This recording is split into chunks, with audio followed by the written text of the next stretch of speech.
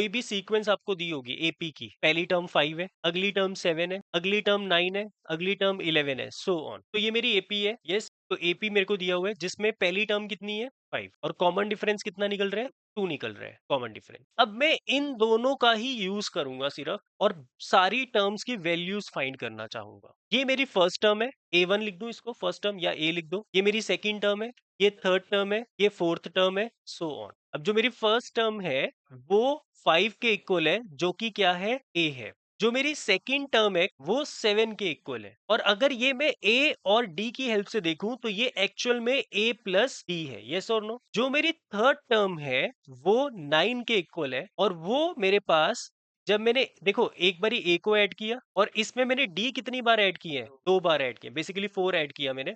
तो मैंने D को 2 से मल्टीप्लाई कर दिया और उसके बाद वो 9 बन गया। मतलब ये एक्चुअल में बन रहा है A प्लस 2D। जो मेरी फोर्थ टर्म है वो किसके इक्वल है 11 के इक्वल है। तो ये एक्चुअल में 5 में 3 बारी D ऐड हो गया, मतलब A के अंदर 3 बार कॉमन डिफरेंस ऐड हुआ तो मेरा 11 बन गया, मतलब A प्लस 3D। अब यहाँ पे एक रिलेशन बन गया, जब सेकंड टर्म थी तो A प्लस 1D आ रहा है, जब थर्ड टर्म है तो A प्लस 2D आ रहा है, जब फोर्थ टर्म है तो A प्लस 3D आ रहा है। तो बताओगे फिफ्थ टर्म में क्या होगा A प्लस 4D।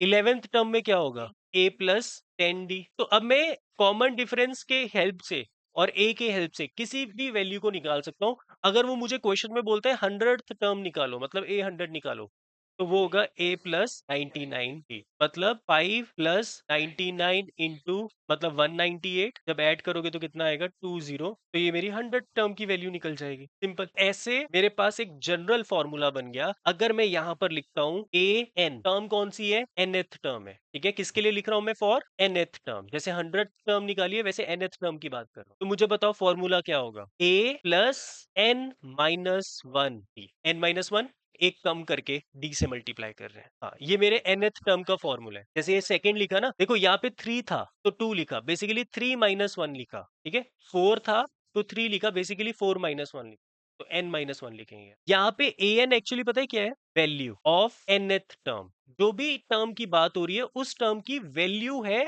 an। बड़ा इंपॉर्टेंट है बेटा, क्योंकि आगे जब क्वेश्चंस आएंगे ना उसमें ये नहीं पता चलता क्या दिया हुआ है और क्या निकालना है। तो an क्या होता है nth टर्म की वैल्यू, a क्या होती है फर्स्ट टर्म, एंड d क्या होता है कॉमन डिफरेंस, और n क्या होती है टर्म, इस टर्म की वो बात कर, fourth term, fifth term, sixth term. समझ आई सबको ये वाली बात, फॉर्मूला याद हो गया। सिंपल सा फॉर्मूला है an is equal to a plus n minus 1d।